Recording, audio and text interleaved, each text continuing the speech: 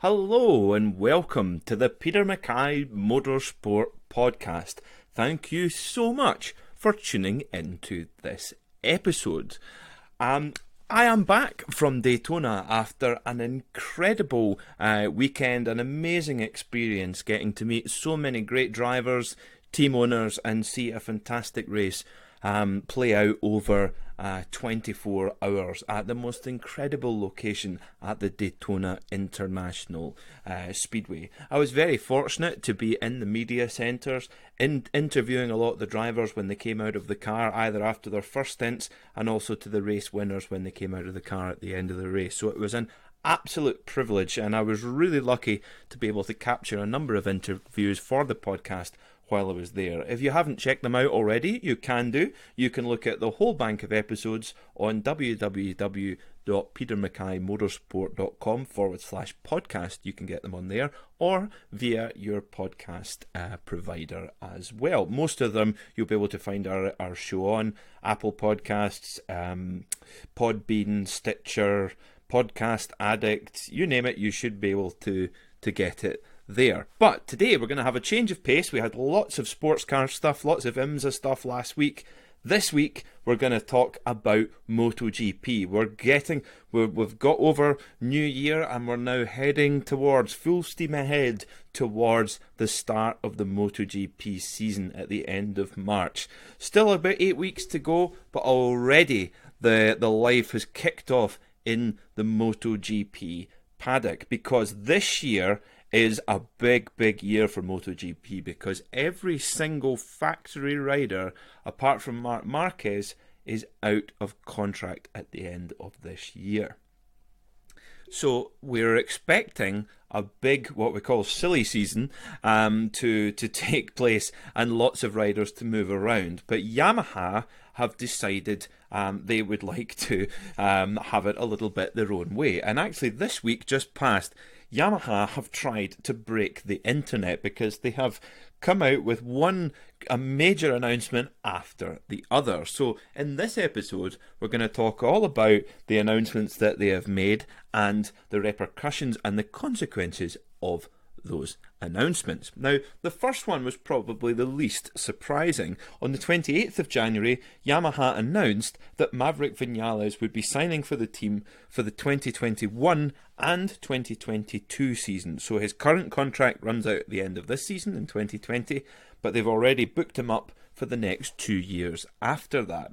Now, Maverick Vinales has already been with Yamaha for 3 seasons, so that would, by the end of that contract, take him up to 6. So already really getting established within the Yamaha movie star team. Now, Maverick Vinales has come along under quite a little bit of criticism over the years, where perhaps not performing as well as he might have liked while at Yamaha. He's been incredibly quick during testing, can produce some incredible pace during qualifying, but often has struggled in races, particularly in the early stages of the races when he's on cold tyres and a full tank of fuel, particularly the extra weight of the full tank of fuel. He's really dropped back early in races and would charge back to the front in the later stages of the race, but often by then the leaders bolted and they're away off into the distance. So Maverick Vinales, he's had a few question marks around him, but clearly Yamaha have got enough information. They know they'll have so much more data and information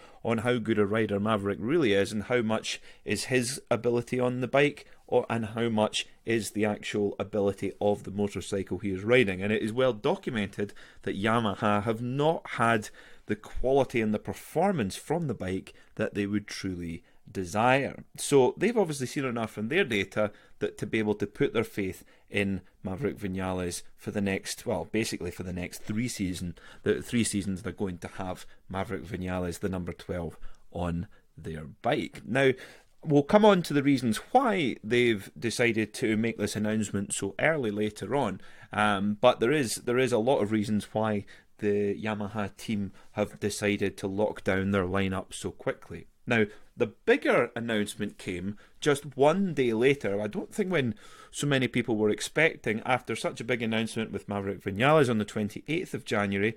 On the 29th of January, I don't think anyone was quite expecting what was coming next, because Yamaha announced that Fabio Quartararo, last year's rookie sensation, who won the Rookie of the Year title by a long, long way last season and was the only rider to consistently challenge Marc Marquez all season, and he did so in his first year in MotoGP and on a satellite bike and with a team that were brand new to the MotoGP paddock. Quite an extraordinary story. And also, Fabio Quartararo, when he came into the MotoGP paddock, there actually a special rule was created to allow him to join the Moto3 category at the age of 15, when the previous age restriction had been from 16 years old and up. But Emilio Alzamora, the king of arranging rules to suit the riders that he manages, was able to arrange that so that Fabio could come into the series early. However, he was brought into the series as a double Spanish champion at that point as well, so that's worth bearing in mind. But Fabio Quartararo, though coming in with much fanfare, he had a really hard time in the junior classes in Moto 3 and in Moto 2, and jumped between a number of different teams and never really looked like delivering on the promise that he'd given in his earlier career in the Spanish Championship. And as I've said many times in the podcast before, talking about Quartararo, I must be honest, when in the middle of the 2018 season, when Fabio Quartararo was announced as the rider who would get onto these brand new Petronas Yamaha M1 satellite bikes, I did think that was slightly strange because Fabio Quartararo had a difficult season in Moto2. He'd managed to get 2 wins, but the rest of the results were very erratic and inconsistent. And I must be honest, I've said it at the time and I'll say it now, I was not sure if it was the right call, and I'm sure I wouldn't be alone in that. But Fabio Quartararo this year, in 2019, was absolutely exceptional and proved many people, including me, wrong. And I was delighted to be proved wrong because his riding style is so exciting. He rides the bike in a very similar way, certainly visually, to Marc Marquez, shoulders and elbows on the ground and things like that. But Yamaha engineers apparently say that he's actually using a similar style to Jorge Lorenzo, although it doesn't visually look like that with his body movements, but perhaps in finer detail he's closer to Lorenzo. And certainly Lorenzo is somebody who was able to get plenty of pace out of the Yamaha motorcycle. So, of course, Vinales being confirmed in the factory Yamaha team, and then Quartararo being confirmed in the factory Yamaha team for 2021 and 2022, that means that there are no more rooms left at the inn for our 41-year-old pal Valentino Rossi. Or sorry, we'll turn 41 next month, I should say. Now, Valentino Rossi has been asked about the future of his career on many occasions. In fact, during 2019, he really suffered one of his toughest seasons since coming back to Yamaha in 2013. So he's said very clearly that he will make the decision about continuing or not in MotoGP in the first half of 2020. Now, in years gone by, most rider movements were usually confirmed or agreed after the summer break, usually when the teams came back to Brno in the middle of August. That would be when deals would start to be signed and announcements would start to be made a couple of weeks later. Nowadays, here we are, we're still 8 weeks to the start of the season, maybe even longer actually, and we already have the factory Yamaha team sewn up, done, signed. And that is just an incredible set of circumstances. So, of course, that happening, Yamaha feel that we'll get onto the reasons of why they made this decision so early in a while. But clearly, Rossi, he now no longer has a seat at the factory Yamaha team. However, after the announcement of Vinales and Quartararo signing for the factory Yamaha team, Valentino Rossi himself released this statement here, which I will read for you now. For reasons dictated by the riders' market, Yamaha asked me at the beginning of the year to make a decision regarding my future. Consistent with what I said during the last season, I confirmed that I didn't want to rush any decision and needed more time. Yamaha has acted accordingly and concluded the ongoing negotiations. It is clear that after the last technical changes and with the arrival of my new crew chief, my first goal is to be competitive this year and to continue my career as a MotoGP rider also in 2021. Important part there. Before doing so, I need to have some answers that only the track and the first few races can give me. I'm happy that, should I decide to continue, Yamaha is ready to support me in all respects, giving me a factory specification bike and a factory contract.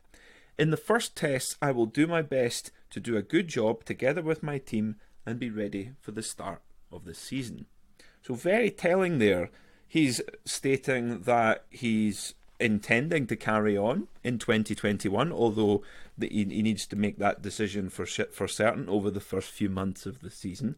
But also saying that should he wish to continue, Yamaha have assured him of a factory specification bike and a factory contract. So basically what that would mean in MotoGP, there is only 2 factory team bikes available. 3 bike teams are not allowed in the MotoGP rules. So that would mean that Valentino Rossi would have to ride for a satellite team. Now at the moment, that satellite team is the Sepang SRT Petronas Yamaha team.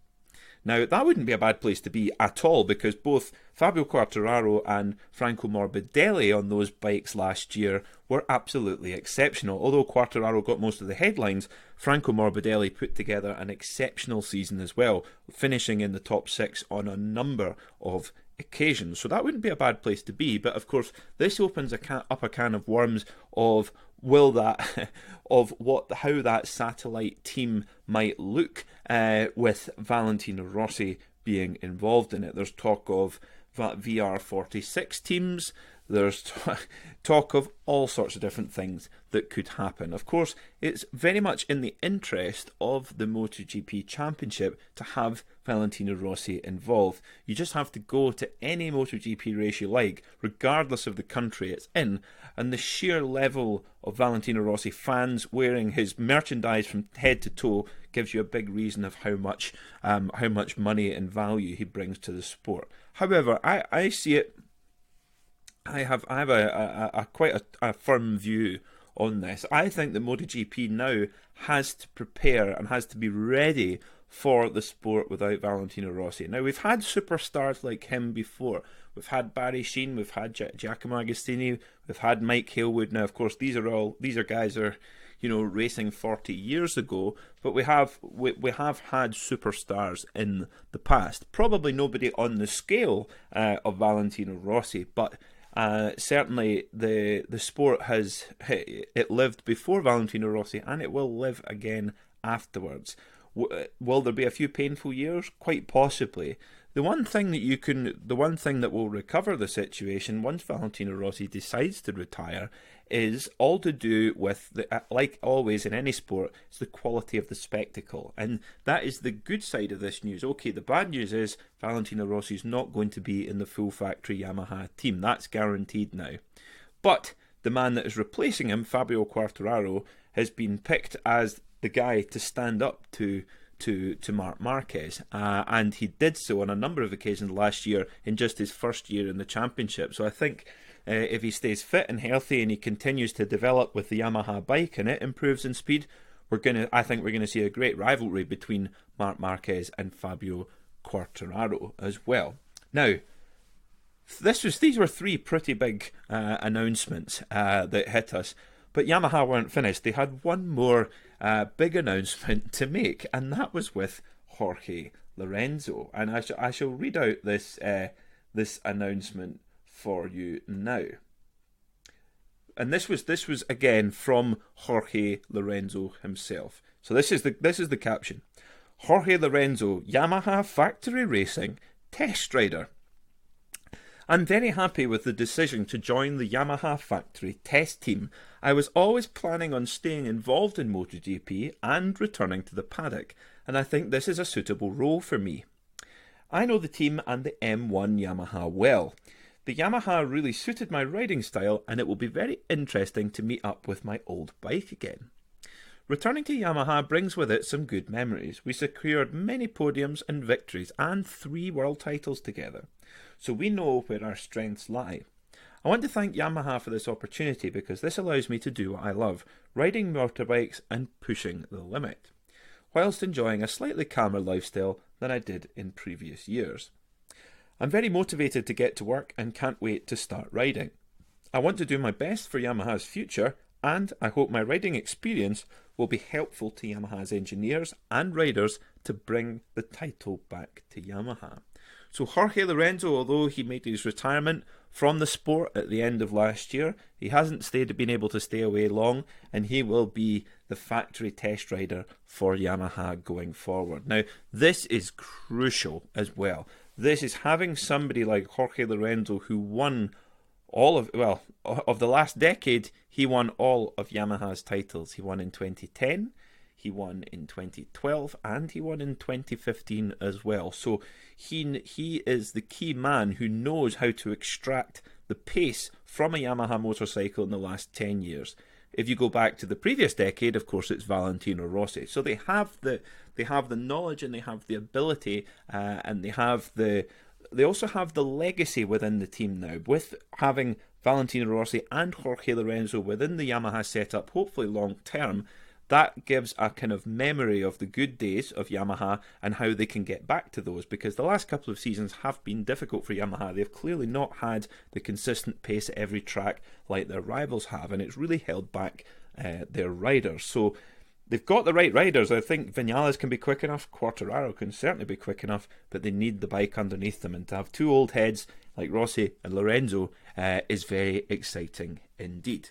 Now, let's get on to why. Why have Yamaha decided to put it, sew up their rider lineup so early? Why would you do that when there's going to be so many riders out of contract? Well, first of all, clearly they felt like they had the best riders that they could get hold of within their own camp, and that they wanted to hang on to them. Now, there was a big threat coming from Bologna. The Ducati factory in Bologna were publicly very, very keen on acquiring the services of both Maverick Vinales and Fabio Quartararo. There was a very real risk of both of these riders being poached by the Italian factory. And with Rossi heading towards retirement, that left Yamaha a very empty place indeed. So I think Lynn Jarvis and the Yamaha Racing Corporation had to act quick. They had to secure their future. They had to make sure that the next few years were steady and safe, because they need to be absolutely perfect in every detail to be able to take the fight to Marc Marquez, who is arguably arguably the finest MotoGP rider ever in its history. He's so dominant at the moment. The last guy that was so dominant would have been Valentino Rossi in the early 2000s, but we haven't seen someone of that level of dominance since then, and we're 20 years on from that now as well. Funny to say that, isn't it?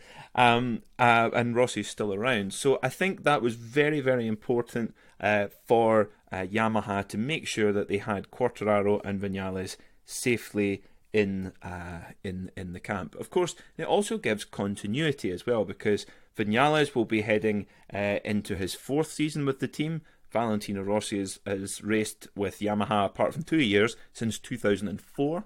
Jorge Lorenzo has been there from 2008 until 2016, sorry. And then he went to Ducati for 2 years, and then Honda. There we go. I have to remember where Lorenzo's gone. So they've got a lot of experience, and so that continuity, I think, is going to be an absolute key for Yamaha to get back up to the top. I think they're doing everything right to get themselves back up to the place where they need to be. Is it too early? Well, normally I would say yes. Normally I would say keep your options open, see who's going to come out of, Honda looks pretty set, but you could have Alex Rins, you could have Joan Mir, you could have Crutchlow, you could have whoever you want, but clearly they've seen enough between both Quartararo and Vinales that they feel like those are the two guys for the job, and they've had to fend off the approaches from Ducati and possibly some other manufacturers as well. I must say, this gives us a lot of things to be excited about in MotoGP. Now, I must admit, I'm an enormous Valentino Rossi fan, and Valentino Rossi is almost solely responsible for why I was captured by MotoGP about a decade ago now, since I got involved in MotoGP. And Valentino Rossi will always be an important part of the sport, but any sport will always move on. And I think Yamaha making this move and making sure they've got two exciting, both really young guys, particularly Quartararo, but Vinales is still very young, signing them up for the future, having the continuity, and also having the commitment to the sport for a number of years ahead is a very good thing for the sport in general. And I think it sends a message to the paddock that Yamaha are still there to stay in the post-Rossi era and are there to win. Also, what is great to see is that Valentino Rossi has now publicly said that there is basically an open option for him. So if he wishes to continue, there will be a bike waiting there for him. And I suspect if Yamaha have a good winter, if they come into the 2020 season with a fast bike, we saw it last year, Maverick Vinales was not necessarily quicker than Valentino Rossi last year. The results aren't all that different through the 2019 season. So with a quick bike, Rossi could put some good results on the table in the first few months, and of course that's going to be the perfect motivation for him to carry on in the sport well into his 40s, which is quite extraordinary. But clearly, there's one thing for sure with Valentino Rossi: his fitness is not in question whatsoever. Fitness has never been an issue for Valentino Rossi, and certainly speed on the bike doesn't appear to be an issue either. So, let's see. MotoGP testing's not far around the corner. They'll be off to Sepang in Malaysia to turn some laps there, getting themselves ready for the season. Often the lap times in testing, it's hard to draw much from them sometimes, but you never know, you get the odd surprises here and there. So you can watch all of that on the MotoGP.com website if you've got the video pass.